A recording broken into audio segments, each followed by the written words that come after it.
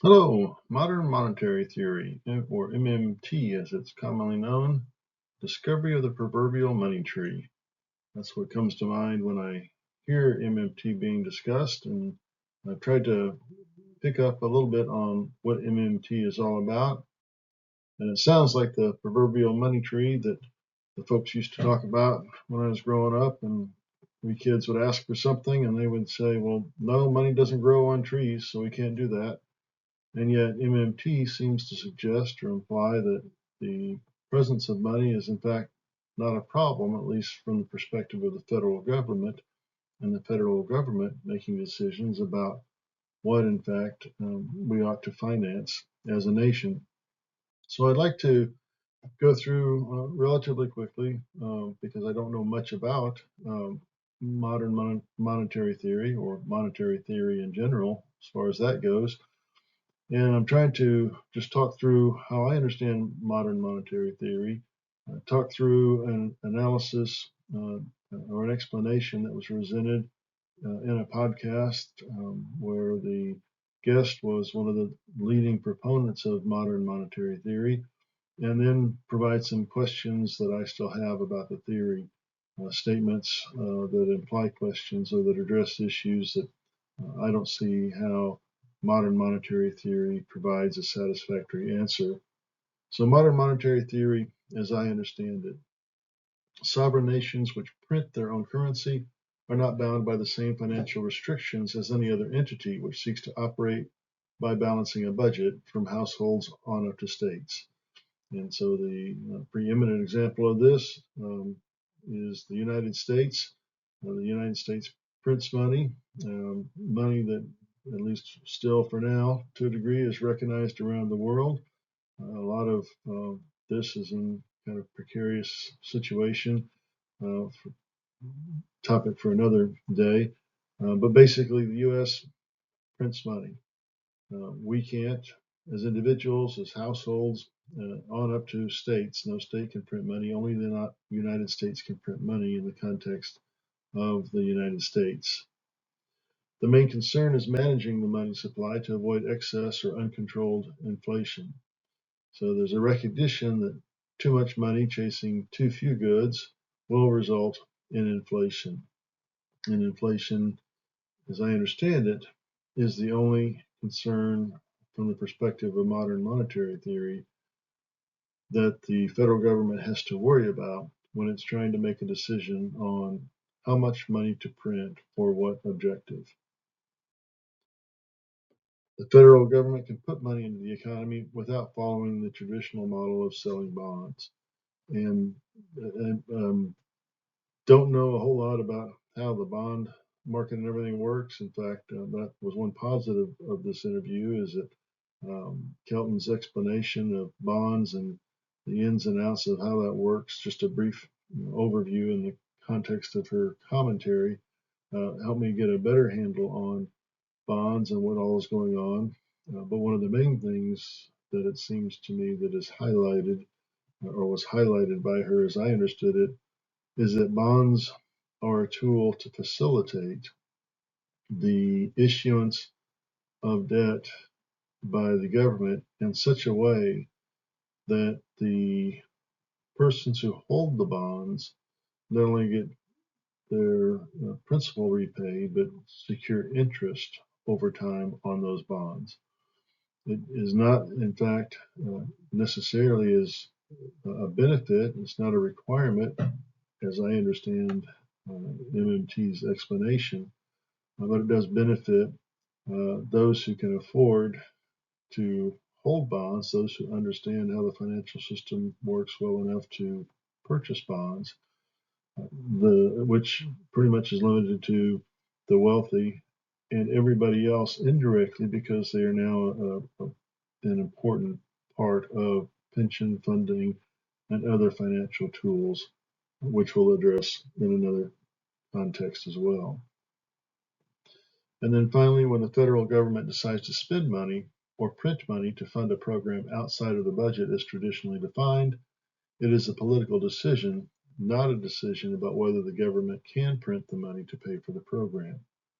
So if you want to print a couple $1 trillion to deal with the pandemic, if you want to follow up with another couple $1 trillion to cushion the landing after the initial spending is absorbed, if you want to print $100 million or $100 billion to fund the war in Europe, you can.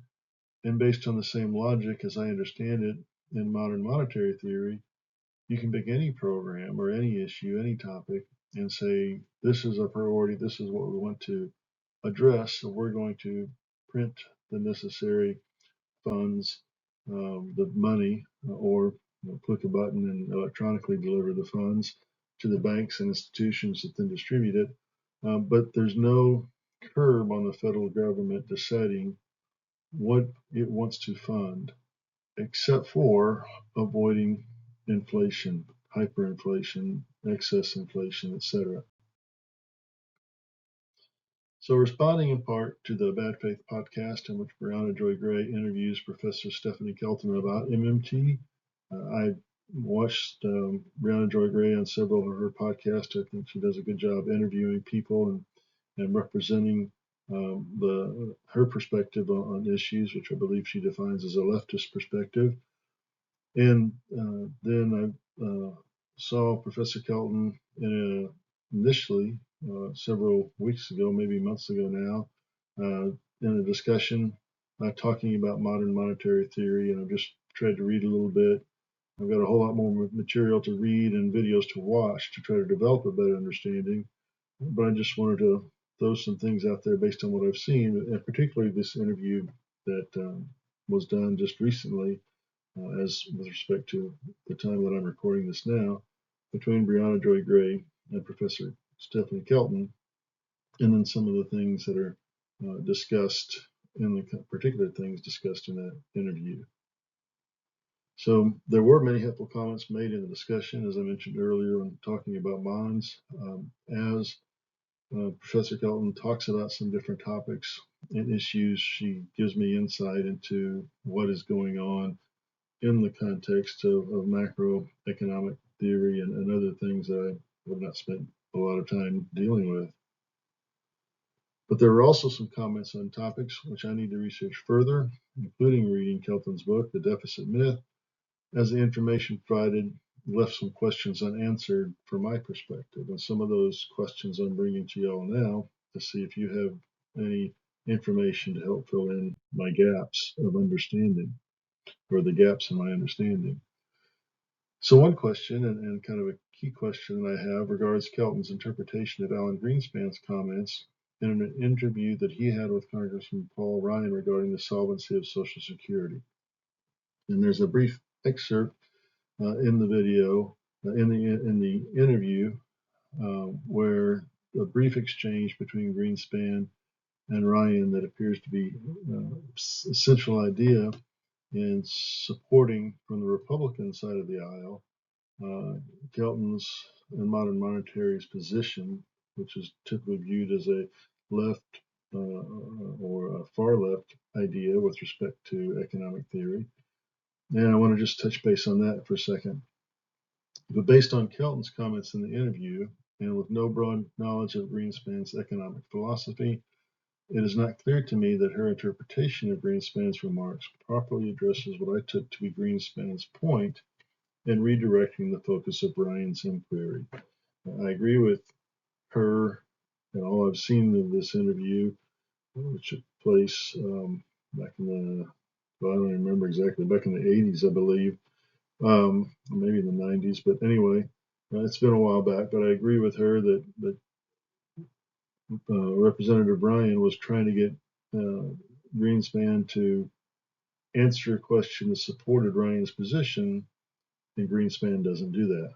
But I don't think that Greenspan's answer supports Kelton's position. So, in the words of Alan Greenspan, the particular quote from the video segment played in the Bad Faith interview, I would say that the pay-as-you-go benefits are insecure in the sense that there's nothing to prevent the federal government from creating as much money as it wants and paying it to somebody. The question is, How do you set up a system which assures that the real assets are created which those benefits are employed to purchase? So it's not a question of security. It's a question of the structure of the financial system which assures that the real resources are created for retirement as distinct from the cash. The cash itself is nice to have, but it's got to be in the context of the real resources being created at the time that those benefits are paid, so that you can purchase real resources with the benefits, which of course are cash. So he's talking again in the context of Social Security. And the point that Ryan was trying to make was that we need to initiate private retirement accounts to strengthen the Social Security network as a whole, the retirement framework as a whole. Kelton claims that Greenspan's comment does nothing to prevent the federal government from creating as much money as it wants and paying it to someone. That with that comment, he just took the crisis and Social Security affordability question off the table. And so, regarding that, at first blush, it appears that Greenspan is espousing MMT. There's nothing to prevent the federal government from creating as much money as it wants. And that's, as I understand it, the essential position of modern monetary theory. But perhaps Greenspan is recognizing that the federal government was embarking on a MMT experiment. As I understand it, MMT is a theory that's only been around for 30 plus years, not very long on the scale of human existence. And we'll talk about all that here in just a minute. But perhaps Greenspan isn't espousing MMT, but is essentially saying, look at what the government's doing. It can do this, but he's not addressing the question of where it will lead. Or perhaps Greenspan is admitting that there was and is no inherent justification for government spending apart from the will of the powerful to control Washington's economic decision-making process.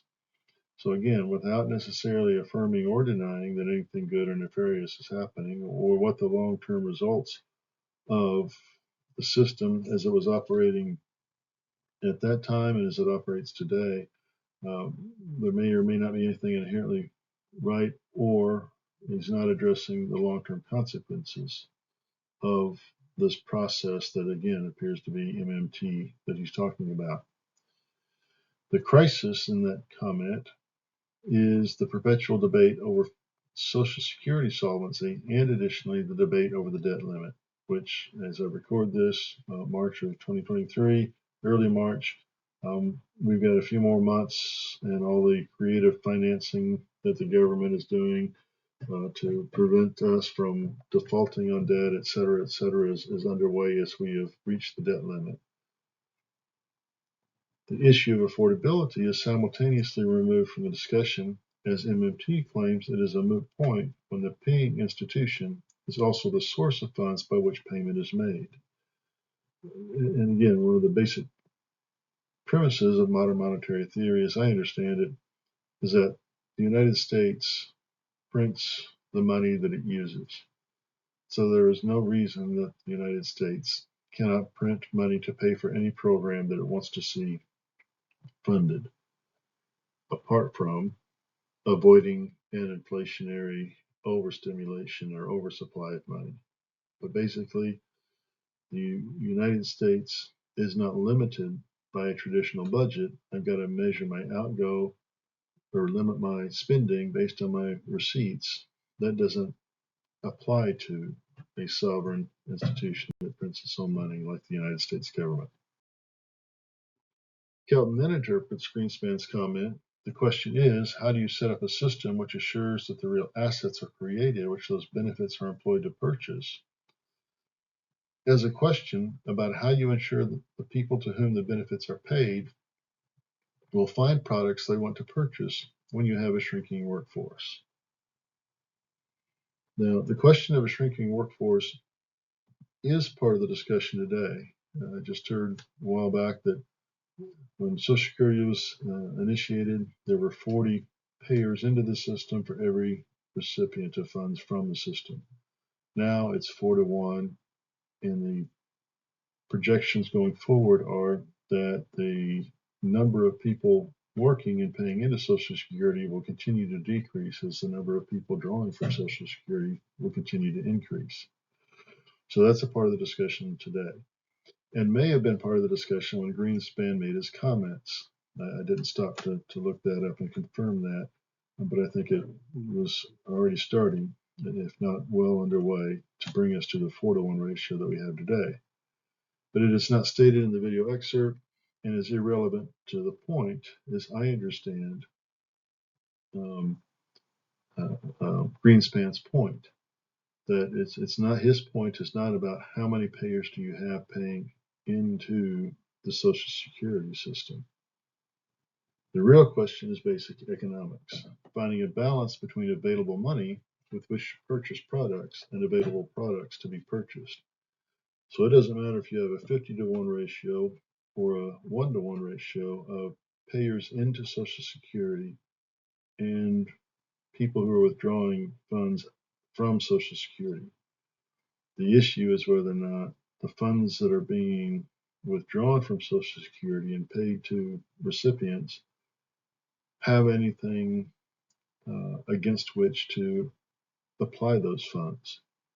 And that to me is one of the key issues that all of the economic theories are wrestling with. I have $100, but what good does $100 do me if the shelves in the store are empty? Or the shelves in the store are full, but I don't have $1, so what good does it do to me that the shelves in the store are full? The balance between funds to purchase products and products to be purchased. To me, that's the main issue in Greenspan's comment. Not a related, but not central issue with respect to the number of workers in the system. And I should say that MMT, and Kelton discusses this elsewhere in the video, MMT says that we should eliminate the tie between Social Security and payers in and payments out by eliminating the taxes specifically going towards Social Security payments in theory, and just make it one of the programs that the government funds. Kelton goes on to summarize Greenspan's position as not being a question of purchasing power, but of economic productivity to which the purchasing power can be applied.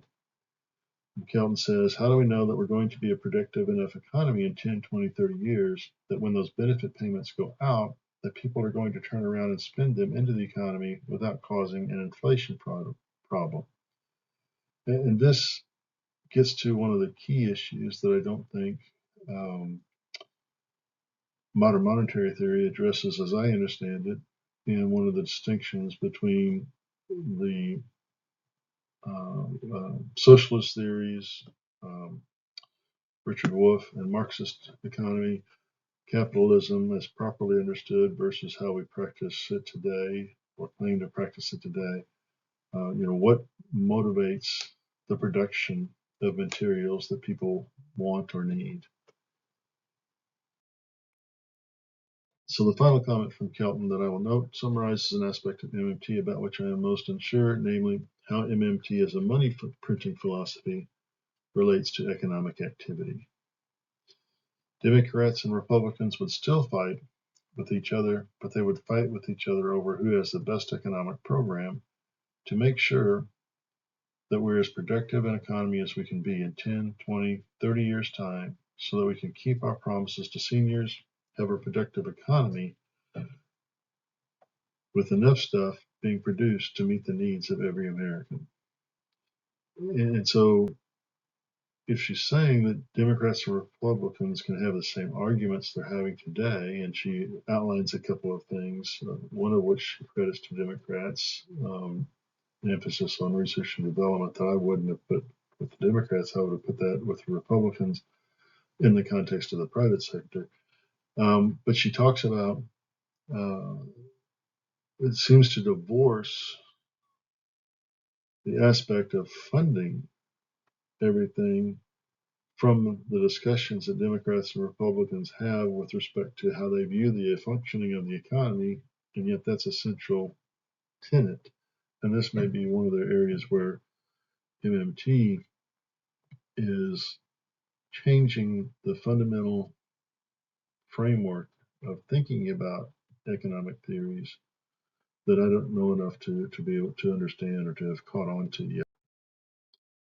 So problems with MMT as I understand it, or my problems understanding MMT. And here I'm just going to list a few items where I think MMT either needs to be taken with a grain of salt or doesn't based on what I've seen. And maybe I simply, probably I simply haven't seen enough.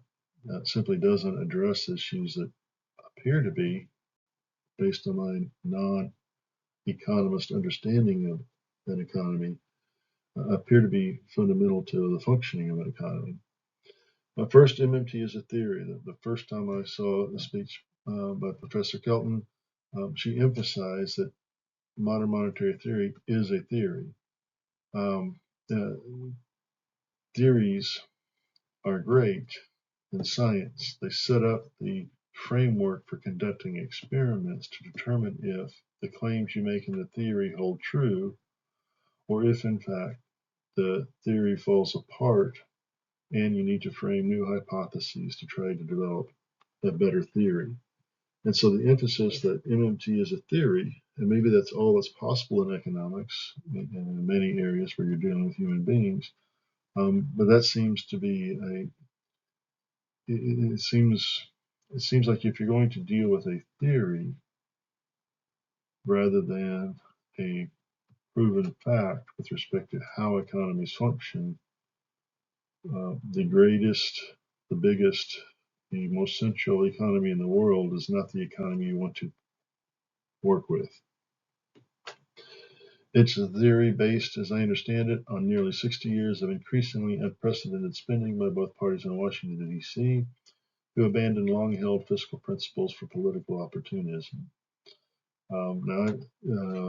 I am as frustrated as anybody about the abandonment of any sense of uh, responsibility for managing our spending as a government, for having and meeting balanced budgets, um, for the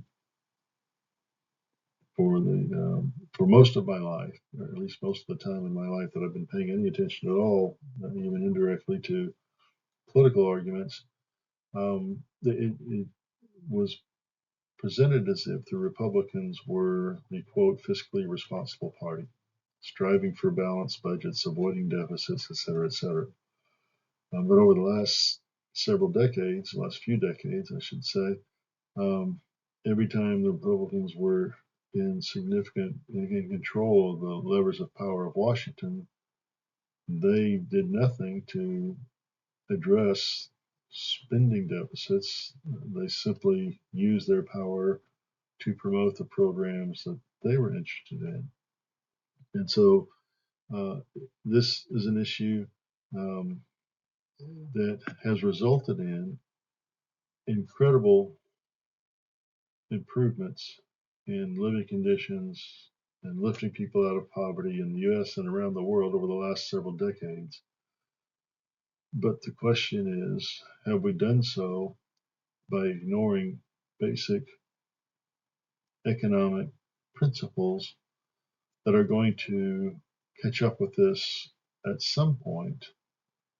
And I would say, yes, we have, and yes, they will catch up with us. And the degree to which modern monetary theory is based on, well, this is how we've been doing things, and so this is how we ought to do things, I think it's a problem. It's going to ultimately fail. If taxation is divorced from expenditures, serving only to draw excess cash out of the system, then why bother with taxation? And she mentions taxation in a couple of places, and I've seen it referenced in a couple of other places. And I'm not sure what the role of taxation would be if, according to MMT, the government is simply printing money because it can to fund the things that it wants to fund. if there's excess cash, you stop printing, or you redirect the printing of cash, or the application of the cash to areas that will not have an inflationary effect. But the whole place of taxation under an MMT framework in a budget at all is not clear to me. Now, Japan, and I apologize for my picture having ended up in the wrong place. But Japan is presented as an economy um, that it works. And I apologize that I skipped the last point on that screen. And again, with Japan, I've heard just in passing over the last several years that there's been, kind of wondering when will Japan's financial planning come crashing down based on what they've done relative to debt, GDP, and all those other things that I'm just beginning to get a handle on. But I don't know if Japan provides an example, an experiment, to say, well, yeah, it worked there, so it should work with the US, a much bigger, 3 or 4 times bigger, as I recall, economy than Japan. How will productivity be matched with needs and wants? What will incentivize development and improvements with respect to both systems and products? And again, this gets back to what I think Greenspan's point was when he made his comment, namely, you can print as the federal government all the money you want, but if there's nothing for the money to buy, what good does it do? And in the couple of comments that I've seen regarding that topic in a couple of different contexts, and even in this video that I'm primarily referencing here, which I'll put the link in the box in the introduction for this video. The issue of producing things seems to be a central issue, namely, senior adults need health care. It doesn't matter if you give senior adults all $100,000 a month. If there are no doctors, what good are the dollars? So how do you incentivize enough people to become doctors that you will be able to provide the care that a large population of senior citizens will need, irrespective of how that care is going to be paid for? What is there to incentivize production at all? And again, with respect to development, improvements, and production at all, what is it that motivates people to do work? Because ultimately, an economy comes down to an exchange of goods and services. That you do something and you do more of it than you need. I do something, I do more of it than I need. We each need what the other does, and so we exchange. Money removes us from having to exchange the thing directly, so that if I have money and you do something and have extra that you want to get rid of, I can give you my money for that, and then you can take the money that I gave you and use it for something else from somebody else. But if the government is simply providing the money, then what motivation is there for anybody to do anything different or better than they're already doing it if they're going to get the money they think they need to get what they need in another context? So how do you incentivize productivity? And this is one of the issues that I think socialism and Marxian economic philosophy don't address very well either. On what is the value of a nation's currency dependent? And with respect to this, now that we're in a fiat framework where we got off the gold standard in 71, I believe, or 73 under Nixon. And so there's no actual metal or anything behind the dollar bill. It's just the full faith and credit of the U.S. That backs the dollar bill. And as I mentioned earlier, there appear to be major movements on the world stage with the BRIC nations and others joining them to challenge the dollar as the currency on the world stage. And I think, as I understand from what little bit I've been able to watch, it's a real challenge, not so much because any of the other economies individually and perhaps even combined can challenge the U.S. economy as it is today, but because their currency would in fact be backed by gold, by precious metals, by something that has value apart from the currency that a nation or nations would print to represent value.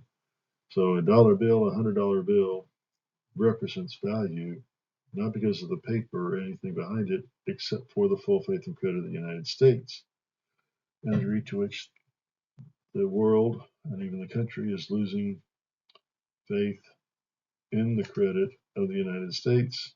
That's a problem. So what happens when the full faith and credit of America no longer holds any value and creditors come calling? Um, and to me, that's where modern monetary theory, we can simply print money because it doesn't matter if there's anything backing the money with respect to it being a debt that we hold, which then has value as debt, as again, Professor Kelton explains in more detail in this video, and I'm sure in more detail in her book and elsewhere that I still need to research.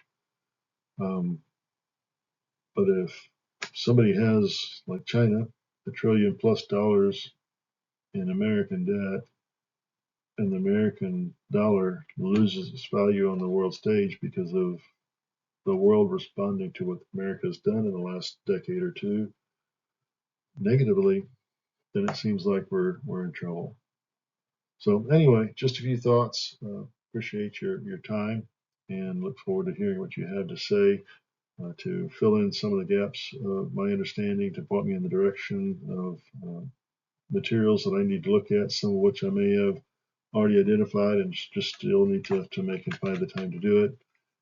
But as I hear MMT being talked about more and more, particularly in left progressive circles, um, I've tried to look into it, and I think it's a theory that reflects what has happened over the last few decades with respect to how America has handled her finances, but I don't think it's a theory, an economic theory, that will take us anywhere we want to go in the long run. Thank you all very much. Appreciate your time.